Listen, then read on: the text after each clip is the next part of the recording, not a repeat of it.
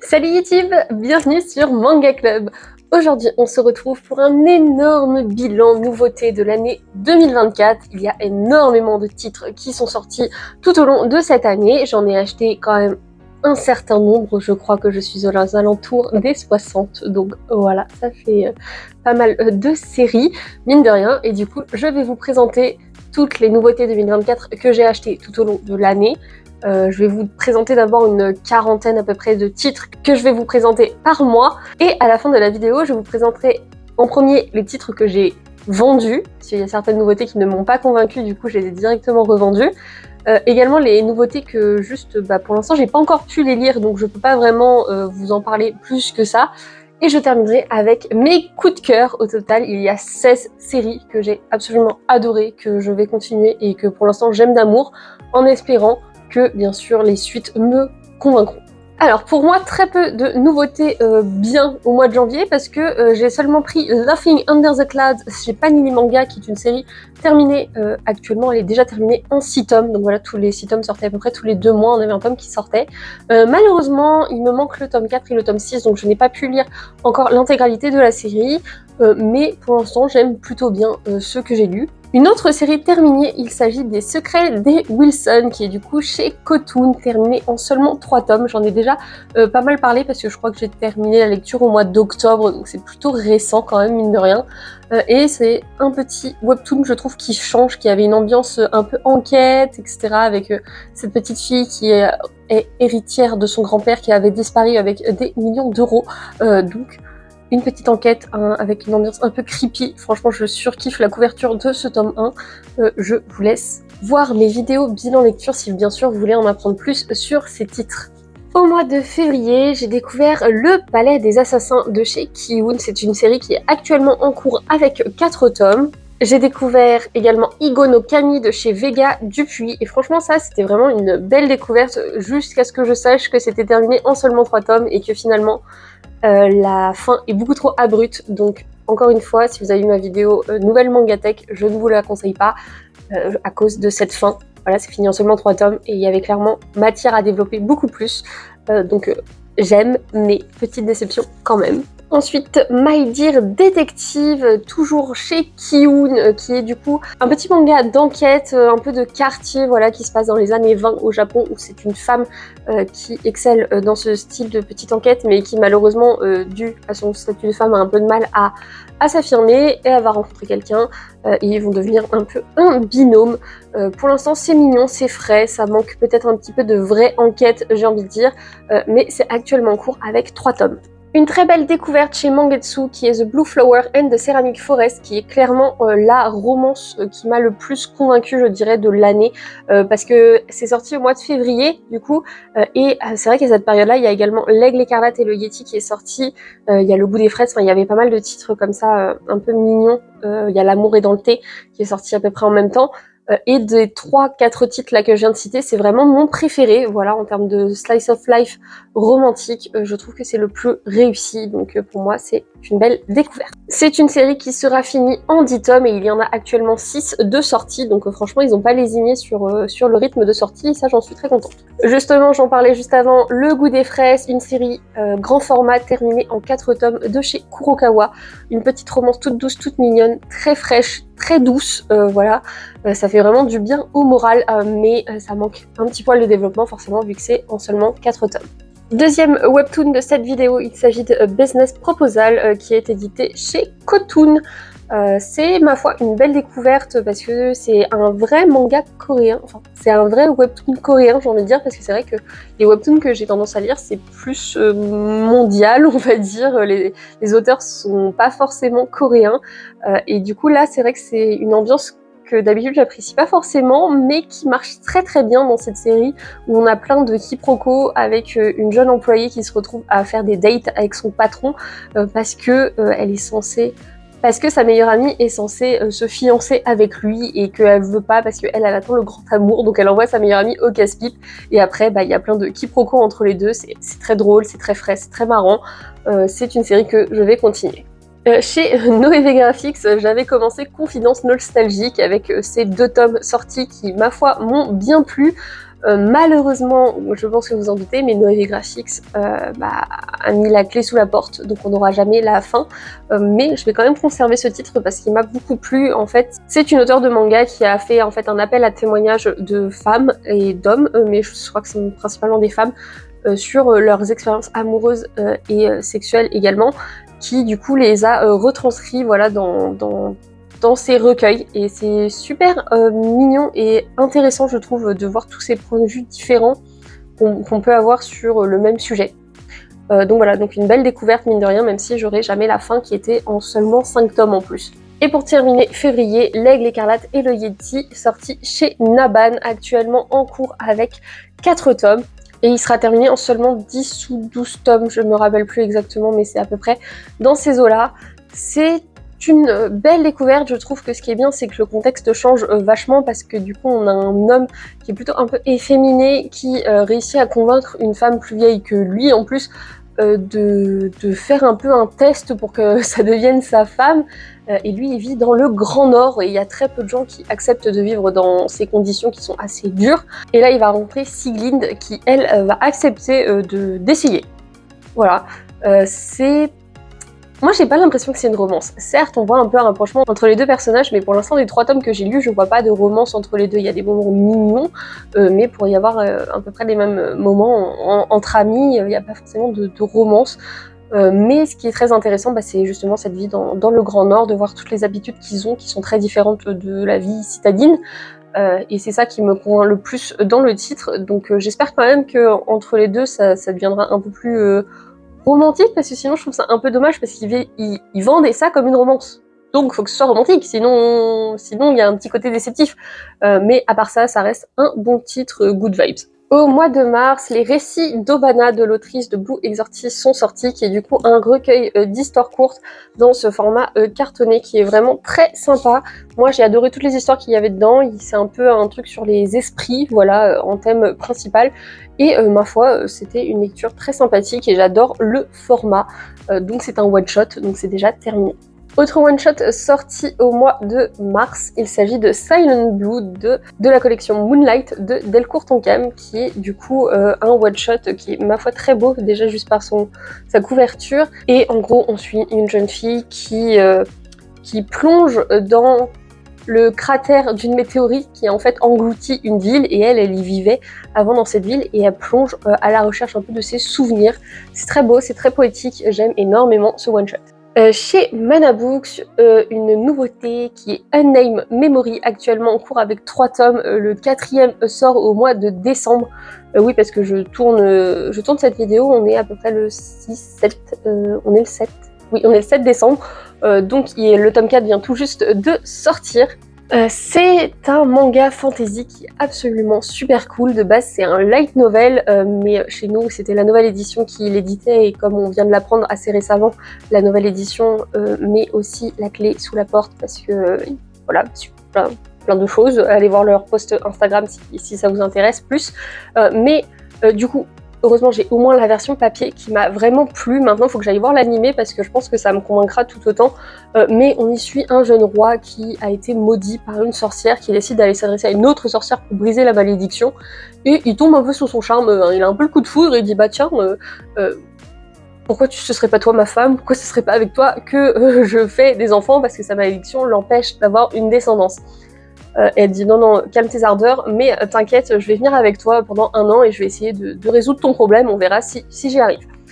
C'est super sympa, il y a vraiment un mélange en fait de gros combats, un peu d'enquête sur qui a jeté le sort, etc. C'est quoi exactement les implications, et des moments un peu plus chill, tranquilles entre nos deux héros qui sont très mignons. Donc une très belle découverte encore une fois. Chez Sakamanga, je me suis pris La Règle de 3, qui est du coup un manga terminé en seulement 2 tomes. C'est un auteur qui était pas mal mis en avant cette année, car il y a également un autre titre de lui qui est sorti, mais cette fois chez Naban Édition, et j'ai effectivement les 2 mangas et j'aime beaucoup le style de l'auteur.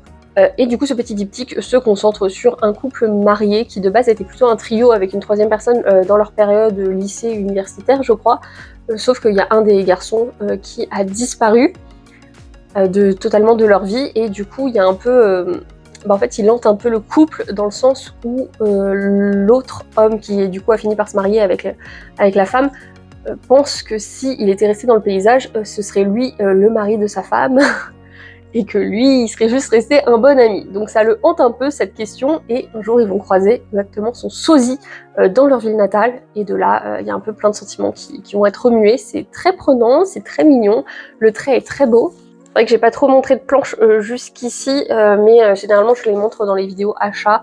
Donc là, comme j'ai quand même beaucoup de titres à vous présenter, j'essaye de pas trop rentrer dans les détails. En avril, c'est You're My Soulmate qui est sorti chez Pika Éditions, qui est pour le coup une romance un peu plus mature dans le sens où on va suivre des gens qui sont à l'université, donc c'est vrai que ça fait un peu du bien de suivre des adultes. C'est actuellement en cours avec 3 tomes. Pour l'instant c'est un titre qui me convient bien, ça m'a l'air bien rythmé, ça a pas l'air de tourner autour du pot. C'est toujours en cours au Japon mais il n'y a pas non plus énormément de tomes, hein. Je crois qu'on est presque à jour, je crois qu'ils sont au tome 6 ou 7, donc on n'est pas non plus super loin. Mais je vais continuer cette série avec plaisir. Chez Kiun, Kindergarten Wars est sorti, c'est actuellement en cours avec 5 tomes. Pour le coup, au Japon, il y a beaucoup plus de titres, parce que je crois qu'ils sont déjà genre au 15 ou un truc comme ça. C'est un titre humoristique où en gros, dans une école maternelle, il laisse une seconde chance aux prisonniers, à des prisonniers qui sont très connus pour les assassinats, etc. Enfin, les hackings, enfin voilà, c'est tous des grands criminels. Ils sont reconvertis en babysitter, en professeurs dans une maternelle qui sont censés du coup garder les enfants des politiciens, voilà, des enfants de gens importants et qui sont censés garder en vie parce qu'ils se font tout le temps attaquer. C'est très fun, c'est très drôle, j'aime beaucoup le dynamisme de la série et ma foi c'est un titre qui est vraiment pas mal pour décompresser. Voilà, cette planche résume très bien, voilà, il forme l'école la plus sécurisée du monde avec tous ces assassins qui sont professeurs. Et c'est assez drôle en fait le contraste du coup entre le métier très sanglant et leur côté très mignon mine de rien.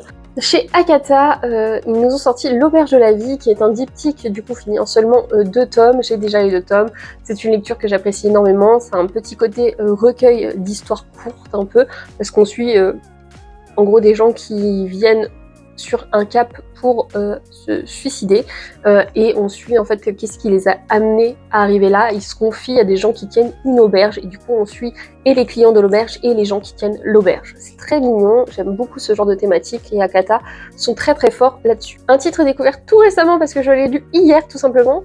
Il s'agit de Studio Cabana de chez Delcourt Tonkam dans la collection Moonlight qui est en cours avec 5 tomes actuellement. C'est une romance lycéenne où en gros on suit une fille qui est très franche, un peu têtue, qui est tout le temps sur les côtes d'un garçon qui ne fout rien, qui ne va jamais en cours, qui traîne tout le temps sur le toit, et elle veut pas le laisser tranquille, elle est en mode faut que tu sois droit dans tes bottes, arrête de faire n'importe quoi.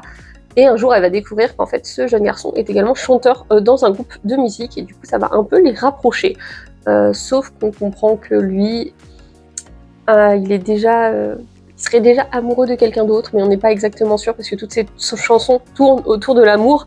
Et pour que ces chansons soient aussi belles, c'est que forcément il a déjà vécu ça. Donc voilà, il y a ce lien qui se crée entre ces 2 ados et on suit ce qui se passe. Pour l'instant, en un tome, je pourrais pas trop vous dire plus que ça. J'avoue, je suis pas encore totalement emballée par la série, mais j'ai commandé le tome 2, donc à voir ma lecture du tome 2, ce que j'en pense plus en détail. Chez Kurokawa, c'est She's Beautiful qui est sorti.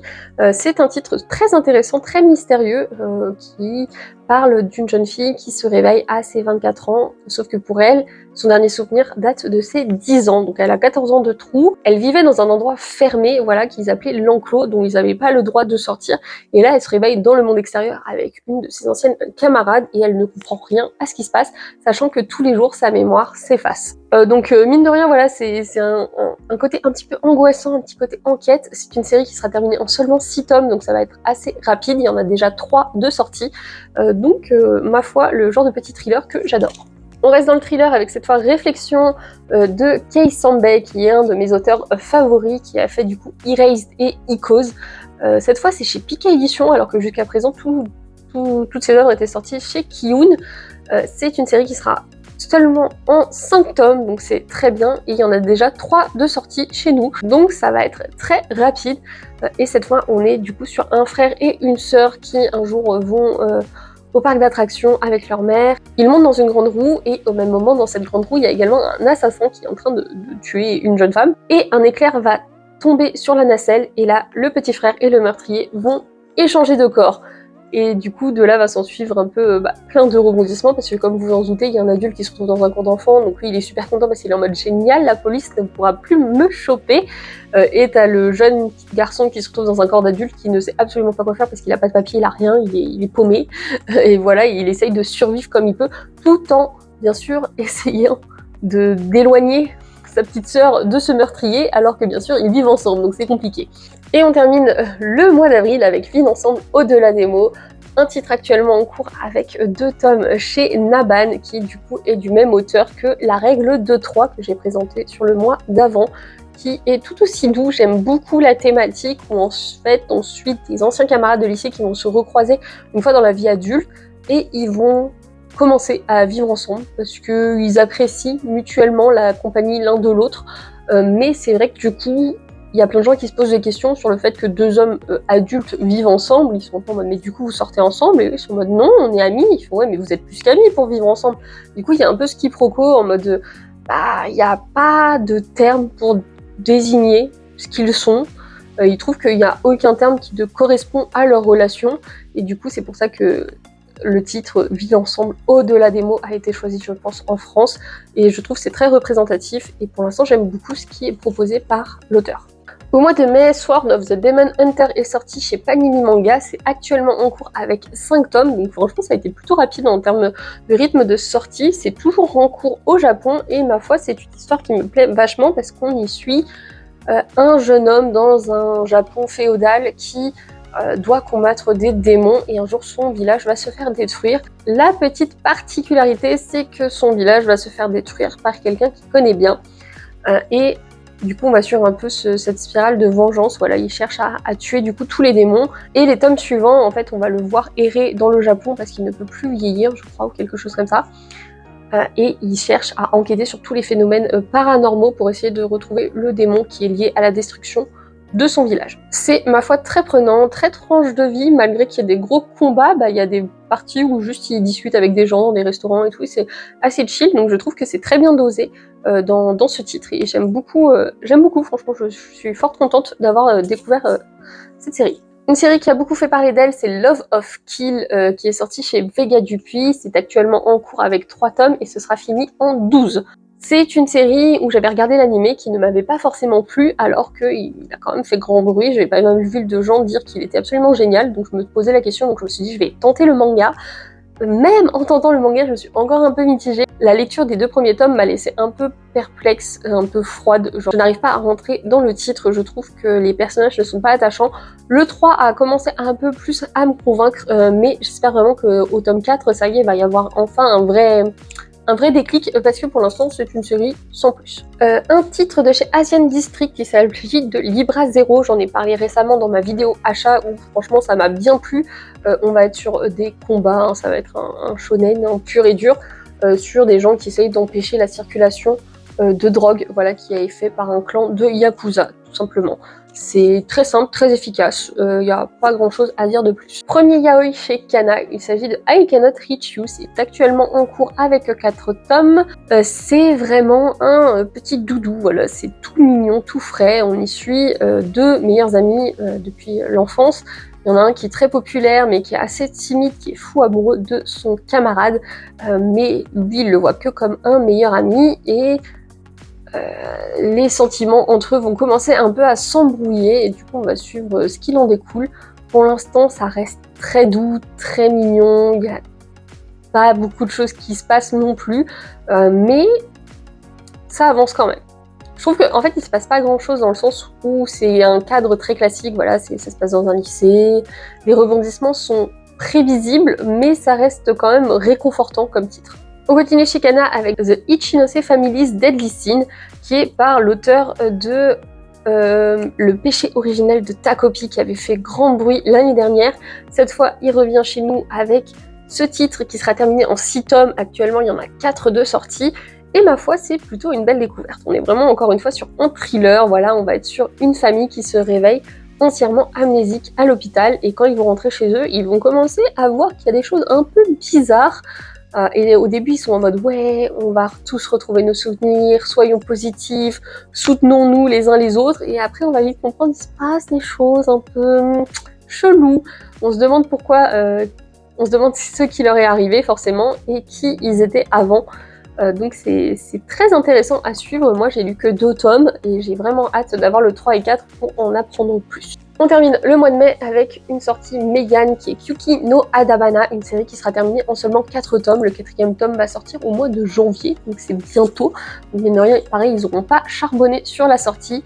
On est dans un univers yokai, voilà, où c'est un jeune garçon qui se fait aspirer dans le monde des dieux, dans le monde des yokai, et il va sympathiser avec une yokai spécialisée dans le malheur, je crois, l'infortune, voilà, quelque chose comme ça.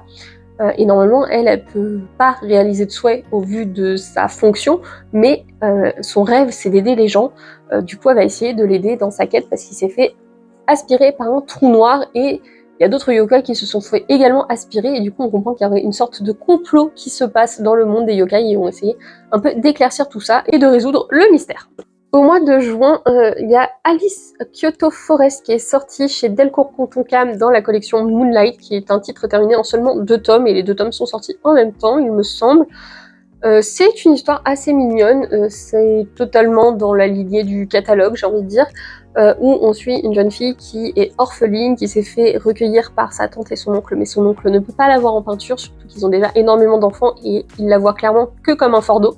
Donc à ses 15 ans, elle essaye de trouver une solution pour gagner sa vie seule et elle contacte une maison de Maiko à Kyoto et ils vont lui dire oui, pas de souci, on vous envoie quelqu'un pour venir vous chercher. Et là, le mec, il va la déposer à Kyoto, mais elle va terminer dans une sorte de forêt un peu mystérieuse. Elle va pas trop comprendre où elle atterrit, elle est en mode c'est à la fois Kyoto et à la fois pas Kyoto, et elle va essayer de comprendre tout simplement où elle est, qu'est-ce qu'elle fait là et comment elle peut faire pour vivre sa vie maintenant qu'elle est là. C'est un titre plutôt mignon, franchement, je saurais pas vous en dire plus, je l'ai lu assez récemment mine de rien, mais c'est vraiment une ambiance un peu particulière. En tout cas, j'aime beaucoup la réécriture de Alice au Pays des Merveilles, toutes les références qui y sont faites, j'aime beaucoup la manière dont ça a été réécrit.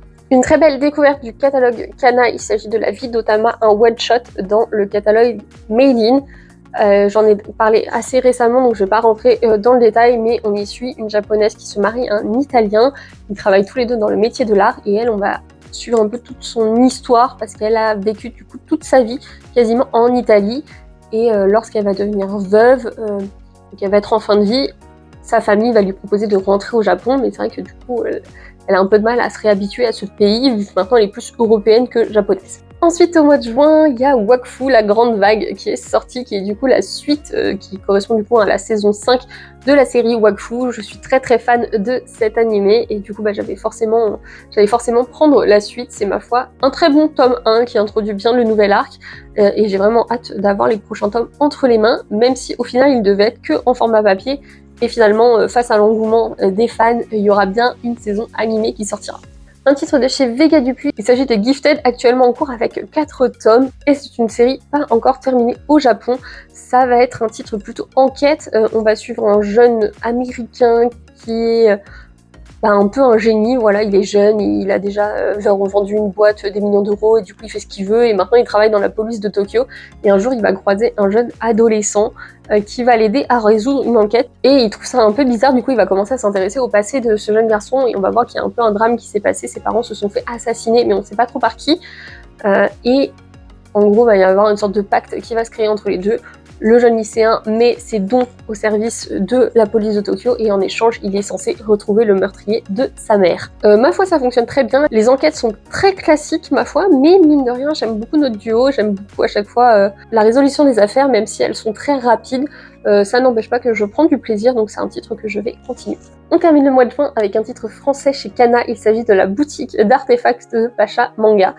C'est, ma foi, assez cool, ça se passe en plus à Paris, donc franchement je suis super cool dès qu'il y a des mangas qui se passent un peu en France, je trouve ça assez stylé, surtout que là on reconnaît bien la région parisienne dans son ensemble, où on suit, en fait, il y a une sorte de puits aux vœux qui s'est installé à Paris, et on a le droit de faire un vœu, donc maintenant il y a plein de gens qui ont des pouvoirs un peu paranormaux qui se baladent partout, et lui, son oncle va décéder et il va hériter de la boutique d'artefacts, parce qu'en fait soit les vœux peuvent être appliqués à une personne, soit le vœu peut être appliqué à un objet, et du coup lui il va récupérer la boutique d'artefacts de son oncle, où c'est tous les objets qui ont été ensorcelés par des gens qui du coup ont été vendus, et lui il doit les revendre derrière à d'autres personnes.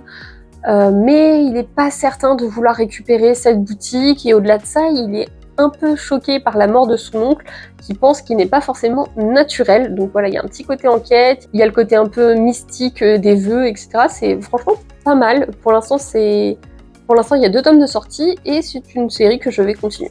Au mois de juillet, c'est Licorice Recoil qui a débarqué dans nos étals. C'est un animé que j'avais absolument surkiffé quand il était sorti, donc je suis vachement contente qu'il débarque cette fois en manga. C'est actuellement en cours avec 3 tomes, sachant qu'ils sortent également plein un peu de side story. Voilà, à côté, il y a Reload, Repeat, React. Il y en a certains, c'est des one-shots, il y en a certains, ça va être des séries. Donc voilà, l'univers est quand même pas mal fourni. C'est chez Panini Manga. Et on y suit en gros des orphelines qui sont élevées par l'État japonais et qui en font des tueuses à gages. Un peu, voilà, elles sont là pour protéger le peuple japonais tout en se faisant passer pour des lycéennes. Sauf que on va suivre Takina qui n'a pas suivi un ordre lors d'une mission, qui du coup va être mis totalement de côté, et elle va être envoyée dans un café qui est géré par le gouvernement japonais. Et il y a déjà Chisato qui travaille dans ce café, et elle est connue comme étant la meilleure licorice de tous les temps. Et du coup, Takina, qui est très sérieuse, elle comprend pas ce qu'une licorice de génie vient faire dans ce trou paumé qui est considéré comme un peu les déchets de leur organisation. Donc on va suivre leurs petites enquêtes, leur mission, leur quotidien dans le café. C'est très mignon, c'est très sympa. J'aime beaucoup tout ce qui s'y passe, et j'ai vraiment hâte de lire la suite. Nouvelle maison d'édition pour moi, il s'agit de Camondo Books avec Ma sorcière à moi, qui est un titre que j'attendais avec énormément d'impatience, parce que ça parle tout simplement de sorcières et que c'est un thème que j'affectionne tout particulièrement. Moi, j'ai plutôt l'impression que c'est un one-shot, mais apparemment, il y aura bien une suite. Mais on va être en gros sur une sorcière qui va tomber amoureuse d'un être humain, et elle est dotée de la vie éternelle, et du coup, elle va retrouver son amour à travers différentes boucles temporelles, on va dire. Et du coup, on va suivre toutes ces boucles un peu différentes, ce qui s'y passe, quel impact ça peut avoir sur elle, sur lui. Parce que lui, il se souvient pas forcément, parfois il se souvient, parfois non. C'est une très belle histoire d'amour, mais c'est un peu particulier. Chez Doki Doki, c'est The Unexpected Goddess qui est sorti. C'est actuellement en cours avec 2 tomes, mais ce sera fini en 3 tomes, et le 3e tome sortira début 2025. C'est un titre que j'ai vraiment aimé parce qu'on y aborde beaucoup les différences sociales, tout simplement parce que voilà, il y a 4 providences qui sont appelées tous les 100 ans, donc c'est des femmes qui accèdent à un statut particulier, sauf qu'ils sont dans un monde où il y a énormément de castes, et Yulit se fait convoquer, mais elle est de la caste la plus inférieure, qui sont quasiment considérés comme des animaux, voilà, ils sont même pas considérés comme des êtres humains, et du coup ça pose fortement problème qu'elle soit appelée en tant que providence, et on va suivre un peu toutes ces guerres intestines et tous ces problèmes sociaux que ça peut engendrer. C'est un personnage que j'adore en fait, Yulit, notre personnage principal, est vraiment une femme forte, mais elle est pas forte seulement en mode elle va taper des points, etc. Elle va avoir de la bonne répartie, elle va avoir des réflexions très intelligentes, et j'aime beaucoup en fait son côté, ou même c'est pas une roturière toute timide, toute... Enfin, il y a beaucoup d'histoires comme ça où en fait c'est une roturière qui d'un coup prend en statut, et elle sait déjà tout comment se comporter, elle est déjà genre en mode une super duchesse. Elle, c'est pas du tout le cas, faut vraiment lui apprendre de zéro les bases, et ça j'aime beaucoup en fait le côté un peu réaliste, malgré que ça se passe bien sûr dans un univers totalement fantastique. Un titre européen chez Vega Livre, il s'agit de Piravi, le dernier fantôme. C'est un titre qui me laisse pour l'instant plutôt perplexe. J'aime beaucoup le dessin, mais pour l'instant l'histoire m'a pas des masses convaincue. On y suit du coup un fantôme qui s'appelle Piravi, qui est très ami avec une humaine qui est une prêtresse, et un jour ils vont se faire attaquer par une organisation, mais ils savent pas trop qui c'est, d'où ils viennent. Enfin, en fait, ce premier tome, on est encore vachement dans le flou, donc je pourrais pas non plus trop vous en dire. Mais je vais quand même continuer ma lecture parce que j'aime bien laisser une chance aux titres européens.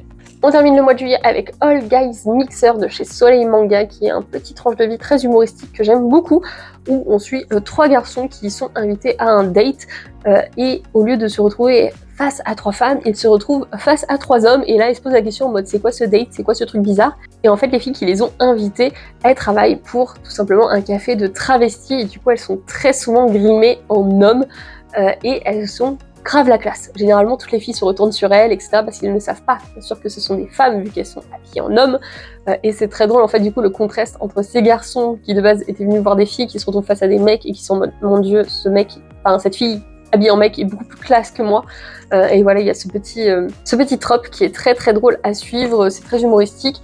Actuellement c'est en cours avec 2 tomes, je sais pas à combien ils en sont au Japon, mais j'espère que ce sera pas trop long non plus parce qu'il n'y a pas de fil rouge. Au mois d'août, très peu de sorties, mais il y a quand même eu Color Collection de chez Delcourt Doncam, qui est un petit yaoi tout doux de la collection Moonlight, que j'ai énormément aimé. C'est un recueil d'histoires avec comme on va dire point de repère une école d'art à Tokyo, et voilà, on va suivre plusieurs personnes qui sont dans cette école d'art et les histoires d'amour qui peuvent en découler. J'ai absolument adoré. Ouais. On change de style avec cette fois Une rose seule de chez Rue de Sèvres, qui est du coup une BD, je pense, plus qu'un manga, où on suit une femme quarantenaire qui vit en Angleterre, qui un jour va recevoir le testament de son père qui était japonais, qu'elle n'a jamais connu. Du coup, elle va débarquer dans ce pays qu'elle n'a jamais vu et suivre via l'assistant de son défunt père tout un parcours de visite qui est censé un peu exprimer où en fait son père essayait de lui laisser une lettre d'adieu à travers cette visite du Japon. C'est très beau, c'est vraiment émouvant, et j'aime beaucoup en fait notre héroïne qui est quelqu'un de très aigri. Voilà, il lui arrivait vraiment plein de trucs pas cool dans la vie, et du coup ça l'a rendue un peu noire. Voilà, elle a un humour très particulier, elle aime bien l'humour noir, et j'ai beaucoup aimé le développement de notre personnage. Dernier manga du mois d'août, il s'agit des Noces de l'or et de l'eau, sorti chez Akata Manga. Donc moi j'ai l'édition collector, mais il y a une édition simple qui existe, et on va être sur 2 pays qui se font la guerre. Ils sont censés faire une trêve, et du coup le pays A est censé envoyer la plus belle de ses princesses, et le pays B est censé envoyer son homme le plus intelligent. Ni l'un ni l'autre ne vont respecter le contrat, mais l'histoire va bien faire les choses, et il y a une personne du pays A et une personne du pays B qui vont se rencontrer, une amitié va en découler, et même potentiellement une romance, et on va suivre du coup l'impact que ça va avoir sur ces 2 pays. Au mois de septembre, je me suis procuré Remède Impérial chez Kurokawa, c'est actuellement en cours avec 2 tomes, et c'est totalement parce que tout le monde me disait que ça ressemblait au carnet de l'apothicaire que je l'ai acheté, mais au final c'est pas du tout le cas. Il y a juste le contexte en fait qui fait que oui, effectivement ça ressemble au carnet de l'apothicaire, parce qu'on va y suivre un peu une Chine antique avec un empereur qui aura plusieurs femmes, plusieurs descendants, etc. Et un de ses descendants va croiser la route d'un médecin, sauf que c'est une époque où ils avaient plutôt tendance à prier que faire des véritables soins. Du coup il va trouver ça révolutionnaire, et il a décidé du coup d'emmener ce jeune médecin qui est Koyo à la capitale pour essayer d'améliorer les choses. Mais pour l'instant voilà, j'ai lu qu'un seul tome, donc je peux pas vous en dire beaucoup plus. Un très beau tranche de vie, il s'agit de Rakai de Bibliothèque, sorti chez Nobinobi. Je crois que c'est une série qui est assez longue au Japon, je crois qu'ils sont déjà à plus de 10 tomes. C'est assez mignon, assez touchant, et en plus moi j'adore dès que ça parle de livres dans les mangas, c'est quelque chose qui m'attire tout particulièrement. Et donc là on va suivre un jeune un peu délinquant qui sèche les cours, etc., qui est pas très sérieux, qui veut emprunter un livre à la bibliothèque. Ils vont lui dire que ce n'est pas possible car il n'a pas rendu un livre il y a 10 ans. Et de là, il va venir de plus en plus souvent à la bibliothèque, interagir avec les bibliothécaires, et on va tout simplement suivre comment son amour pour les livres va se développer. Comme je l'ai dit, c'est très mignon, c'est très touchant. Franchement, j'ai adoré ma lecture, c'est vraiment un petit bonbon. Il se passe pas grand chose, mais moi j'adore les tranches de vie, donc ça me correspond totalement. Autre yaoi, il s'agit de Un comptable à la cour, sorti chez Akata, que j'attendais vraiment avec impatience. Tout simplement parce que je travaille en finance, je l'avais déjà dit plusieurs fois, mais on suit un trentenaire comptable salaryman qui va se faire invoquer dans un autre monde par erreur, tout simplement parce qu'il a essayé de sauver une jeune fille, et au début ils lui ont dit ouais t'étais pas censé être là, on sait pas trop ce qu'on va faire de toi, et lui il dit pas de souci, donnez-moi un taf, si possible de comptable, et moi je vous foutrai la paix, je vous demanderai rien. Et du coup, c'est ce qu'il va faire, il va se plonger corps et âme dans les finances du pays, il va se rendre compte qu'il y a des petits problèmes, Sauf que lui, comme il n'était pas censé être invoqué, il a une résistance magique très faible et du coup il a tendance à s'intoxiquer juste par le fait d'être dans le monde. Et c'est là qu'un beau capitaine chevalier va l'aider à survivre dans ce monde et on va suivre leur relation. Le tome 1 est pas forcément oufissime, mais le tome 2 est vachement plus plaisant, donc je vous conseille quand même de commencer ce petit yaoi, il est très cool. On termine le mois de septembre avec Le Secret de Scarecrow, qui est un titre tout simplement d'une auteure suisse. C'est sorti chez Kana et c'est actuellement en cours avec 2 tomes. Le 2e tome vient tout juste de sortir, donc il faut que j'aille me le procurer.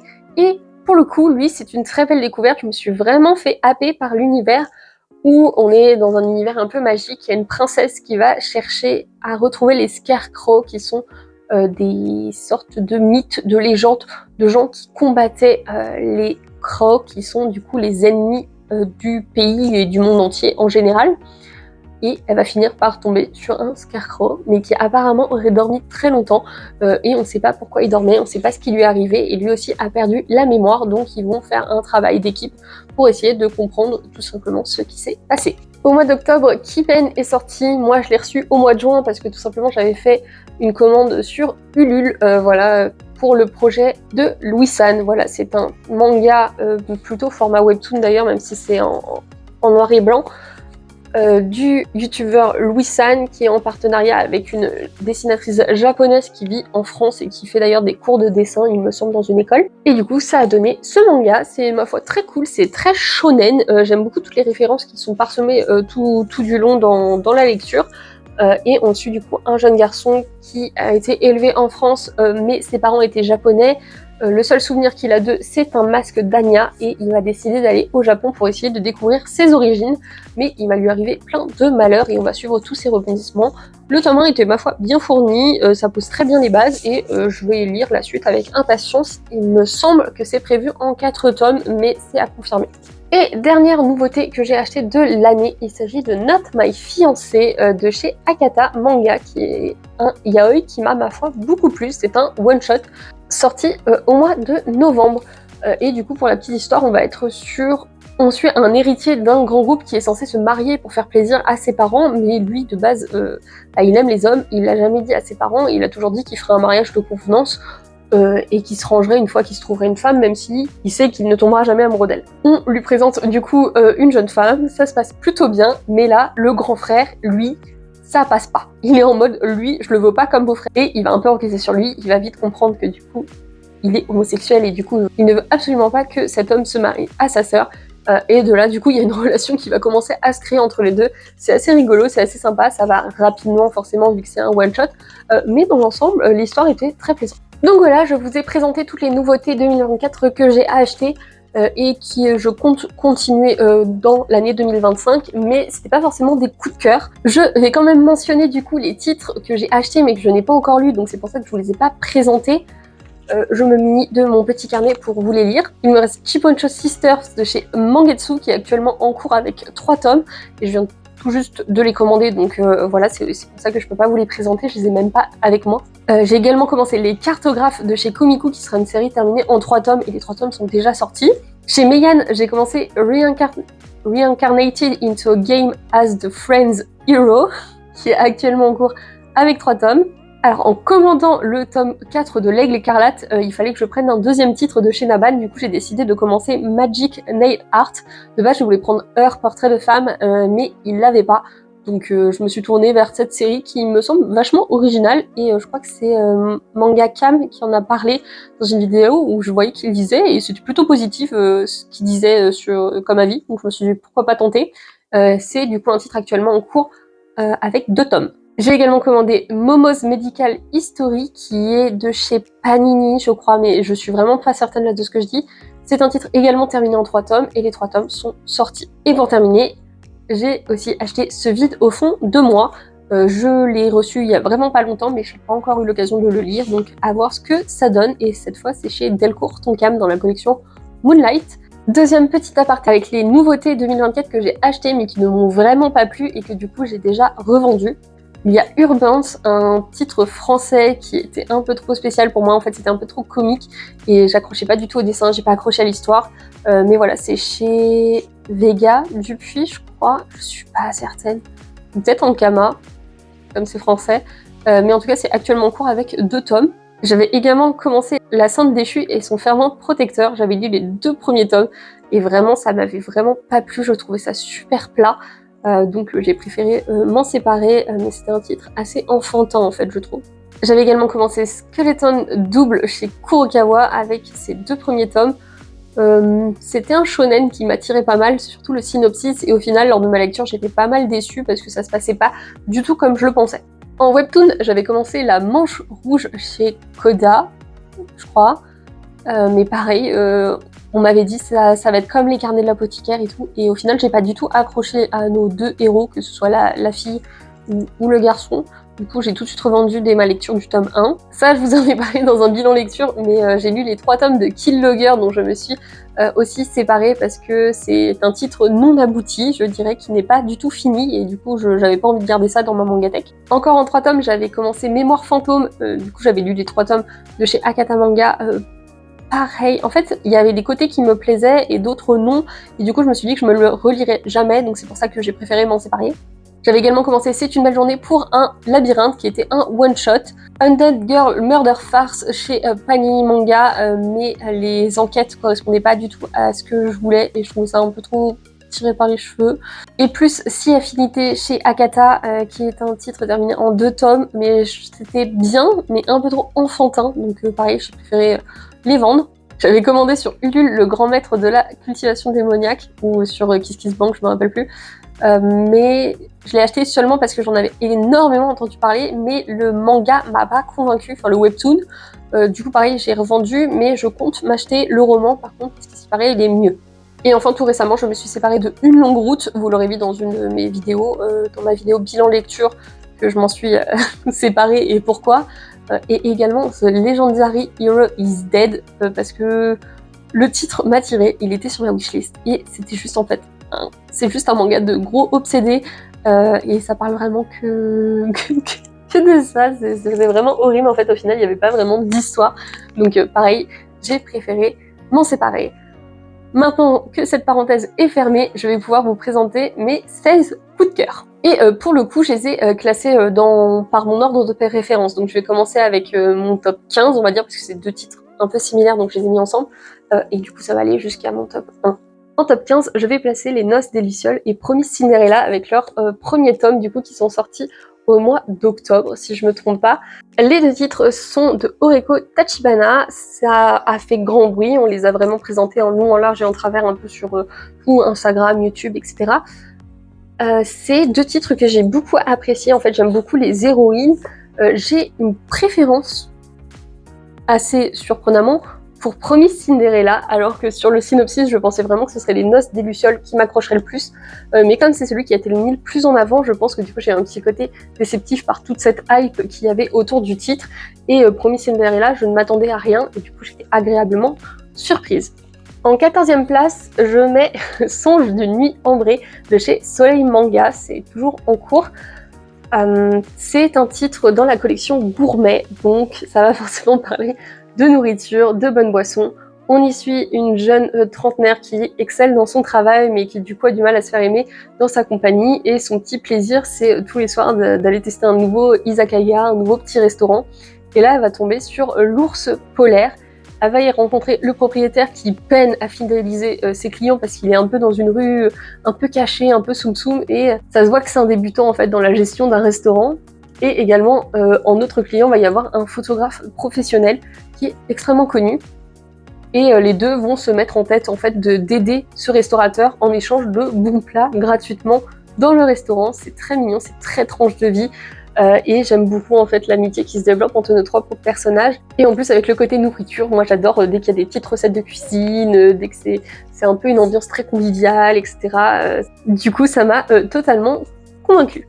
Un titre qui m'a beaucoup surpris en 13e position chez Cake Factory, il s'agit du professeur qui lisait des histoires d'amour.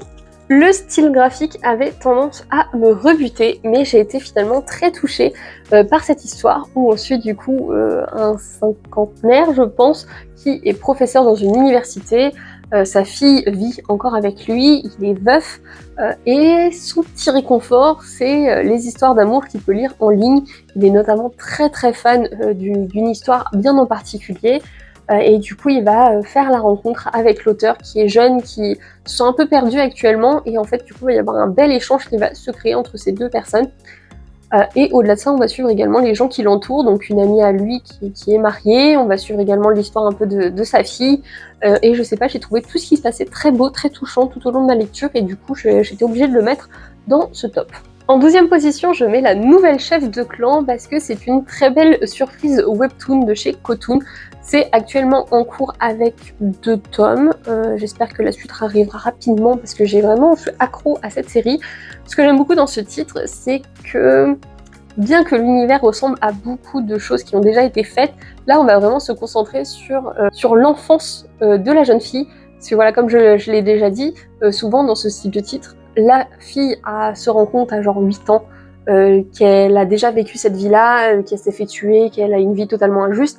Elle retourne dans son corps d'enfant et tout de suite il y a une ellipse jusqu'à genre ses 16-18 ans. Et apparemment elle fait des choses qu'une fois qu'elle est adulte. Alors que là, elle, dès le départ, elle va essayer de remettre les choses en place pour que tout se déroule bien, parce que dans sa vie précédente, sa famille s'est totalement fait étriper, on va dire, alors que ça aurait pu être totalement évité. Elle n'avait pas vraiment une bonne place, du coup elle va décider d'aider son père à avoir les clés un peu de cette famille, la famille Lombardi, qui est une famille très prestigieuse, qui normalement est quasiment à égalité avec l'empereur. Et du coup on va suivre tout ce développement, et j'aime beaucoup tout ce qui se passe dedans. Le côté vraiment stratégique et le côté super mignon de Firencia, et surtout j'adore en fait parce qu'on suit vraiment toute la famille dans son intégralité, donc un gros coup de cœur pour ce webtoon. 11e position, on y retrouve encore un webtoon, il s'agit cette fois de Morgana and Oz qui est sorti tout récemment. Je saurais pas expliquer pourquoi j'ai eu autant un coup de cœur pour ce titre, parce que l'histoire est si classique. On suit une famille de vampires qui font la guerre à une famille de sorciers, et ils essayent de se réconcilier les uns les autres lors d'un repas, sauf que le repas va très très mal se passer. Les vampires vont se faire intoxiquer, ils vont du coup mettre ça sur les sorciers. De leur côté, les sorciers, leur grand-père va disparaître, donc pareil, ils vont accuser les vampires, sauf qu'on comprend très vite que c'est un peu plus compliqué que ça, et qu'il y a des bons sorciers comme il y a des bons vampires, et que tout le monde n'est pas forcément mauvais. Et surtout, on va avoir cette sorcière et ce vampire qui vont sympathiser, même si au final, au début, ça se passe très mal parce qu'elle va rater un sort sur lui. Mais du coup, ça va les forcer à se rapprocher. Et l'histoire est genre juste trop mignonne. Mais ouais, comme j'ai dit, très classique, mais j'adore le style de dessin et je me suis trop attachée au personnage, à tel point que j'ai lu absolument tous les chapitres disponibles sur Webtoon, et j'ai même payé avec des coins pour être à jour. Donc voilà, ça montre à quel point j'étais trop à fond dans ma lecture. Je suis dégoûtée parce que l'autrice est venue en dédicace pour le salon de la jeunesse de Montreuil et je pouvais pas y aller. Voilà, mais gros coup de cœur. On rentre dans le top 10 avec She Wasn't a Guy, actuellement en cours avec 2 tomes chez Mangetsu. Il y en a que 4 de sortie au Japon, donc le rythme de parution risque d'être extrêmement lent, mais c'est vraiment le premier Yuri pour lequel j'ai un gros coup de cœur. Mais après, je m'y connais très peu dans ce domaine-là, mais celui-là est super bien réussi.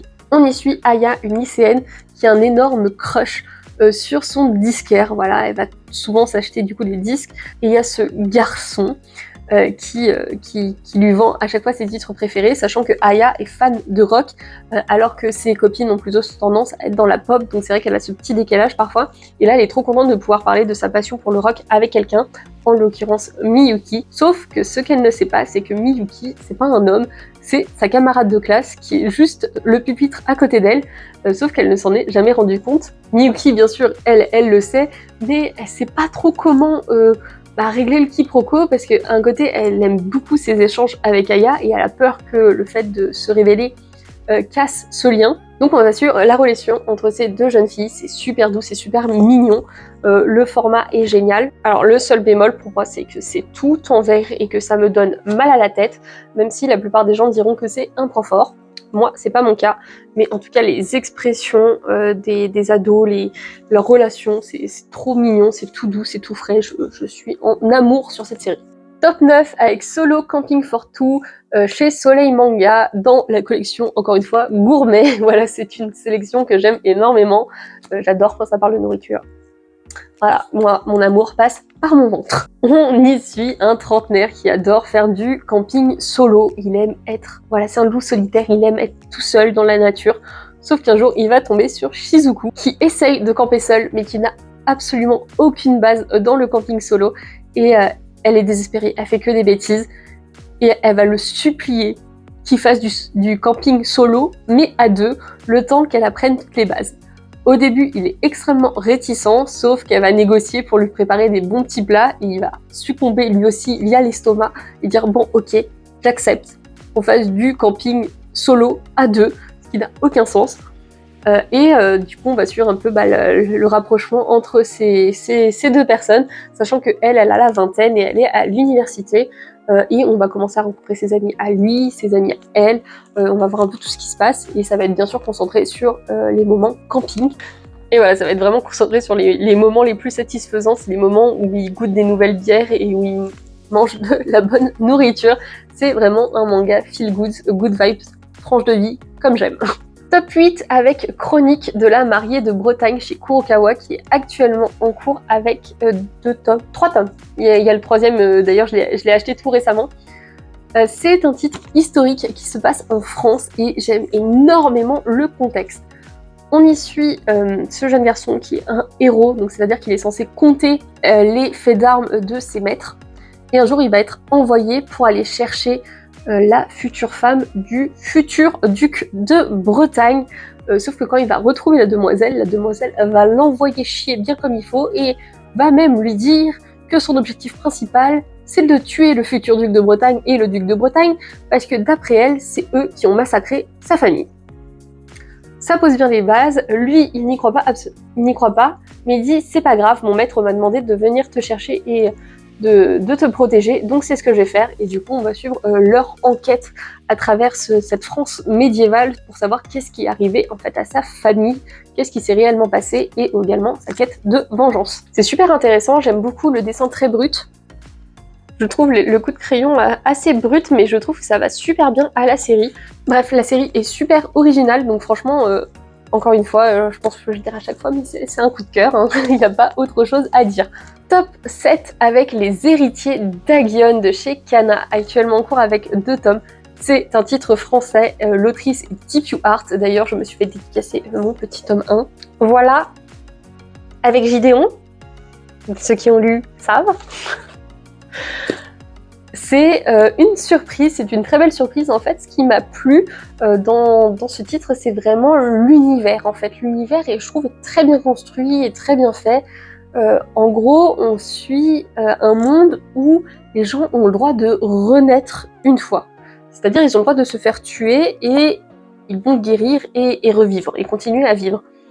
Les seules personnes pour qui ce n'est pas possible, ce sont les nourrissons, car ils n'ont pas assez de force pour renaître, on va dire. Sauf que la jeune princesse, c'est ce qui va lui arriver, elle va être morte-née, et elle va quand même survivre, et du coup, tout son peuple va commencer à l'appeler la princesse cadavre. Elle est donc très peu appréciée par son peuple, mais on découvre une protagoniste quand même qui est très forte, qui a quand même ses points faibles. Enfin, j'aime beaucoup l'équilibre qu'il y a dans sa personnalité.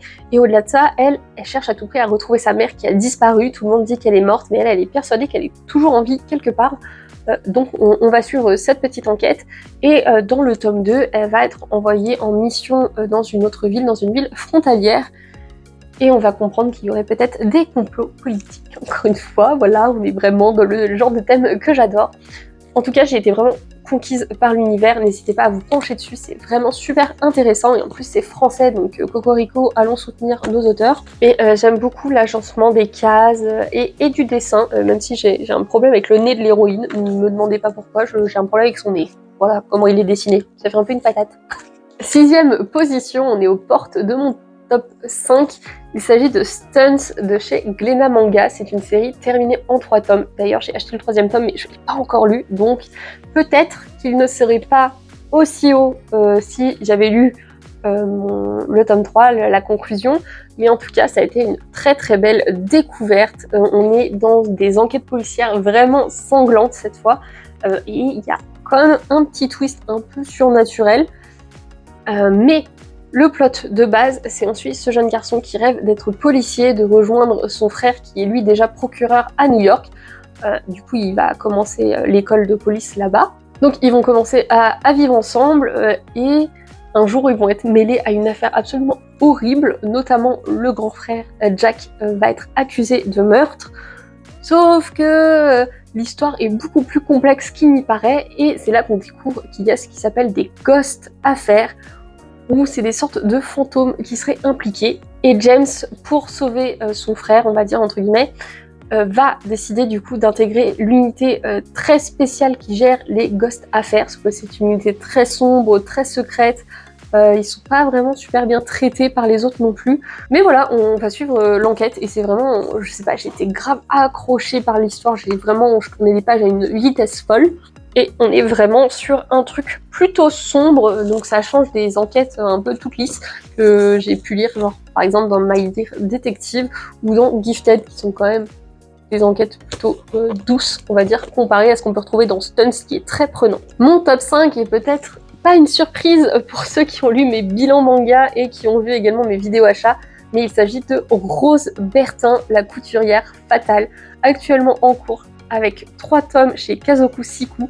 C'est absolument génial. On est encore dans une vieille France, mais cette fois à l'époque de Louis XVI, et on va suivre une couturière qui va essayer de faire sa place au soleil. Voilà, son but c'est vraiment de devenir la meilleure couturière de Paris, et qui dit meilleure couturière de Paris dit meilleure couturière de France, et on va suivre tout son périple pour accéder à cette voie royale, sachant qu'en parallèle, on va également suivre l'arrivée de Marie-Antoinette, du coup fiancée à Louis XVI, d'Autriche jusqu'en France, et j'ai beaucoup aimé cette double vision des choses qu'on a tout au long de la lecture, même si au début ça se concentre surtout sur Rose, et après à partir du 3e tome on va suivre un peu plus Marie-Antoinette, et comme forcément ça suit en partie les faits historiques, on sait que Rose Bertin est vouée à devenir la modiste attitrée de Marie-Antoinette, et le but du coup c'est de savoir comment c'est arrivé, qu'est-ce qui s'est passé, et pour l'instant je suis tellement à fond dans l'histoire, je suis absolument fan de notre personnage qui est vraiment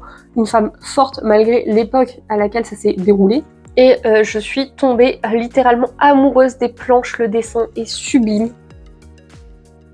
Et c'est super intéressant, je suis pas du tout une adepte de la mode, mais malgré tout j'ai adoré suivre la confection des robes, des toilettes comme on disait à l'époque, de ces femmes, c'est sublime, j'adore, je suis fan de tous les personnages, je suis fan de l'histoire, j'adore le contexte historique, et pour l'instant je suis total fangirl de cette série, j'espère que ça va vraiment continuer à être aussi bien.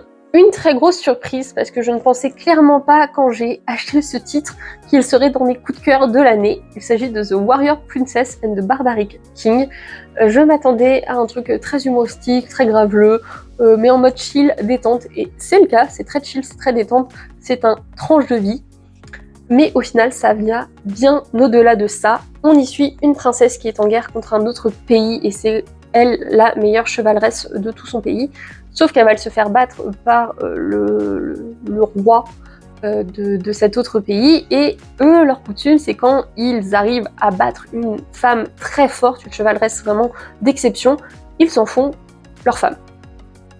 Et elle va se retrouver dans ce nouveau pays qu'elle ne connaît absolument pas, mariée à, pour elle, un rustre, voilà, un barbare, et elle va au début totalement rejeter leur culture, sauf qu'au fur et à mesure qu'elle va apprendre à connaître leurs coutumes, leurs us, leur manière de vivre, leur territoire, le pays, les êtres qui le peuplent, et elle va se rendre compte que finalement cette guerre est peut-être un peu bête, et qu'ils ont peut-être à apprendre les uns des autres. Et j'adore en fait cette différence qu'il y a entre les deux points de vue de leurs deux cultures qui ne vivent pas du tout de la même manière, et voir ce qu'ils acceptent moins, la manière dont elle va s'adapter ou non à ce nouveau mode de vie.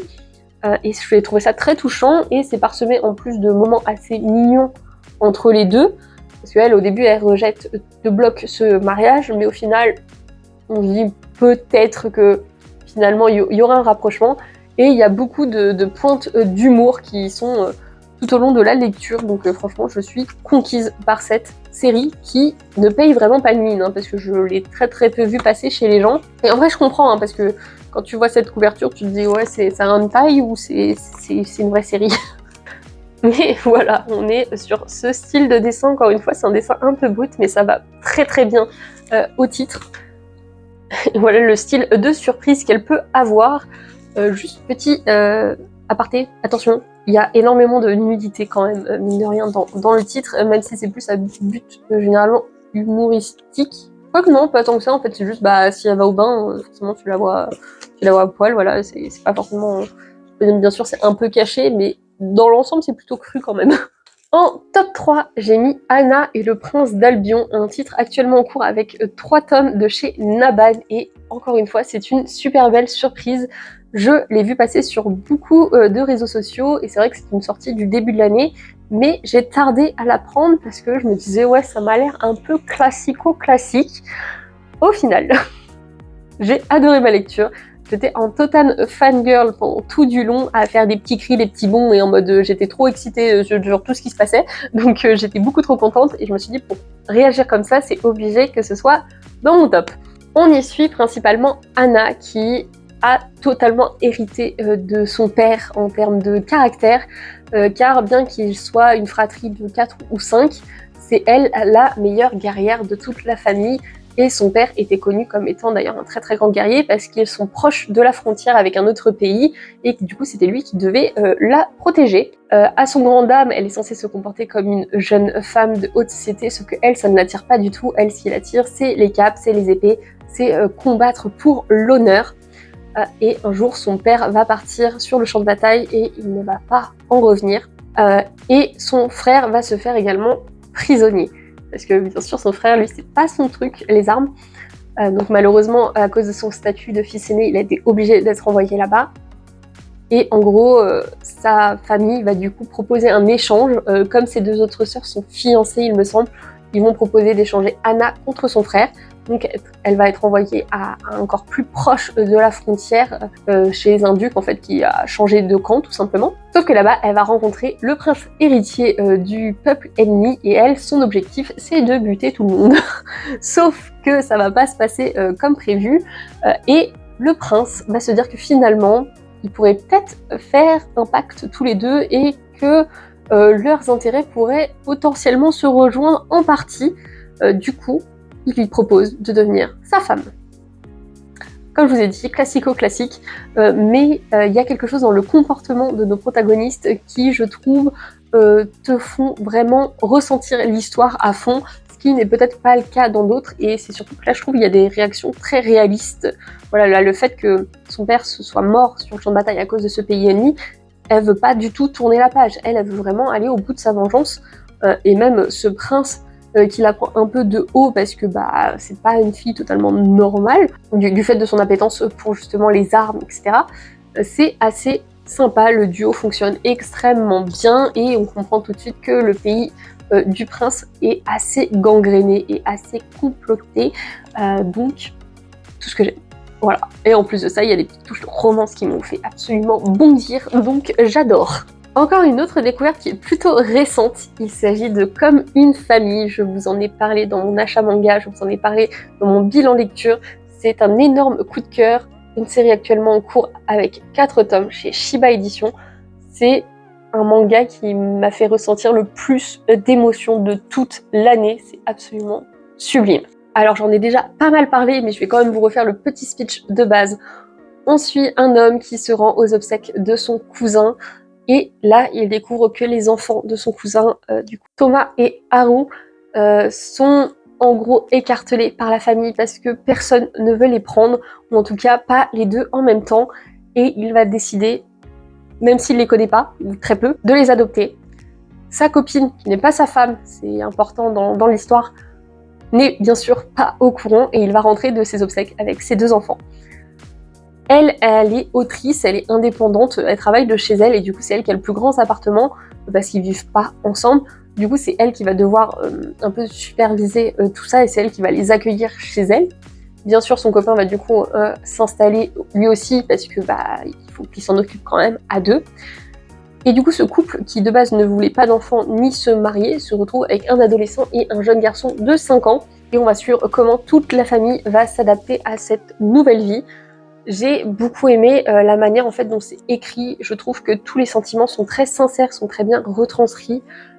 J'aime beaucoup la personnalité de Kina, du coup, qui reçoit ses enfants, parce que tout du long, elle véhicule des messages très positifs. Elle dit, je suis sûrement pas la personne parfaite, je pourrai jamais faire comme votre mère, je ne la remplacerai jamais, mais je suis là, si vous avez besoin de moi, n'hésitez pas à venir me parler. Enfin, c'est un manga très feel good, voilà. Et au-delà de ça, on ne suit pas que la famille, même si, bien sûr, c'est quand même l'élément principal. On va également suivre ce qui va se passer à la maternelle de Harui, par exemple, voir les camarades de classe, quels problèmes ils peuvent avoir avec leur famille. Et on va également suivre Thomas, son nouveau collège, comment ça se passe, les changements que ça a forcément sur sa personnalité. Bref, c'est touchant, c'est mignon, c'est prenant. Je pense que si vous avez des enfants, ça va encore plus vous toucher. Mais même moi qui n'en ai pas, ça m'a complètement bouleversée et touchée. J'étais à fond quand je les ai lus. J'ai tout raconté de A à Z à mon copain, tout ce qui s'était passé dans le manga, tellement ça m'avait marqué. Et j'ai qu'une hâte, c'est d'avoir la suite entre les mains. Il n'y a pas beaucoup de tomes sortis au Japon, je crois qu'ils sont seulement au 7. Mais il n'empêche que j'attends le prochain tome avec énormément d'impatience. Je vous conseille vivement comme une famille. Et on termine cette vidéo avec mon top 1 qui est Couteau et piment vert de chez Le Lézard Noir, qui est une série actuellement en cours avec 4 tomes et qui est en cours avec 12 ou 13 tomes au Japon.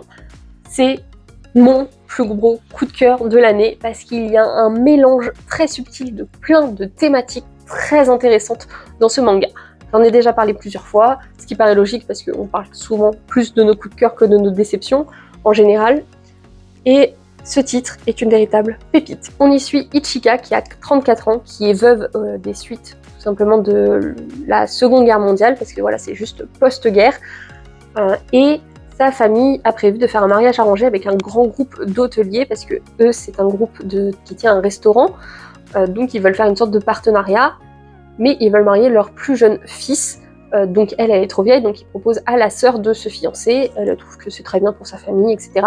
Sauf que sa sœur va fuguer avec un autre homme, et du coup, c'est elle qui va se retrouver mariée au jeune fils qui a seulement 19 ans.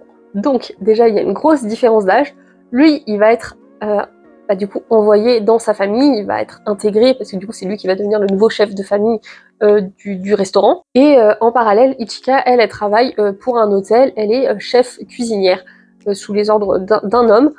Mais actuellement, le restaurant de sa famille se porte plutôt mal. Et du coup, Amane, le jeune garçon, essaye de redresser le restaurant. Alors de base, on comprend que sa famille veut totalement absorber le restaurant sans laisser de libre arbitre à la famille d'Ichika, mais Amane, lui, il est plutôt contre. Il a vraiment envie d'en faire un truc carré et bien avec le soutien de sa nouvelle famille. Et au vu des talents de cuisine de sa femme, il va lui dire viens, deviens la chef cuistot de ce restaurant, quoi.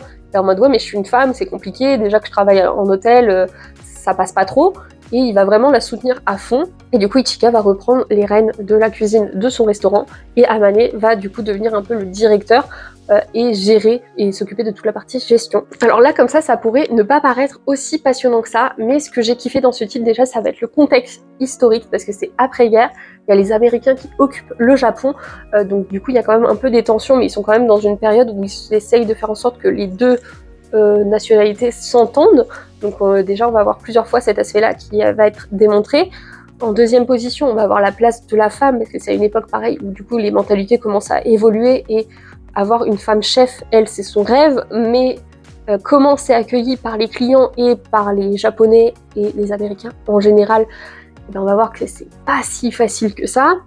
Au-delà de ça, on a quand même la vision du couple, avec une énorme différence d'âge, voilà, 13 ans, surtout dans ce sens-là, c'est plutôt choquant.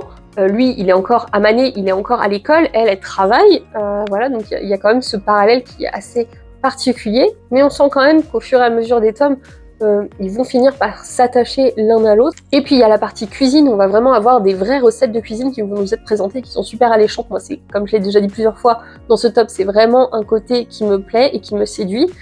Et on va également avoir du côté d'Amani la partie gestion du restaurant, que mettre en place pour attirer de nouveaux clients, comment les fidéliser. Et du coup, c'est juste un titre super intéressant de bout en bout. Il n'y a pas un chapitre où tu t'ennuies. À chaque chapitre, il va se passer des choses. Ça va être intéressant, même si c'est pas forcément des gros rebondissements, ça va développer une partie de l'intrigue. Et du coup, ça fait qu'on ne s'ennuie absolument pas durant toute la lecture de cette série. J'ai eu un énorme coup de cœur. Dernière fois que je le dis de cette vidéo, mais voilà, je peux que vous le conseiller. Forcément, s'il est dans mes tops, c'est qu'il y a une raison. Allez lire Couteau et Piment Vert, je vous en supplie. Au moins, découvrez mon top 3 parce que c'est vraiment de la bombe. Alors forcément, dans mon top, il y a énormément de tranches de vie, parce que forcément, c'est mon top, donc c'est mes goûts. Mais en tout cas, j'espère que ma vidéo vous aura plu, que tous les titres que je vous aurai présentés vous auront intrigué. N'hésitez pas à me dire dans les commentaires quelles sont les nouveautés 2024 qui vous ont le plus convaincu. Je vous lirai avec plaisir. En tout cas, on se retrouve vite pour une prochaine. Tchuss!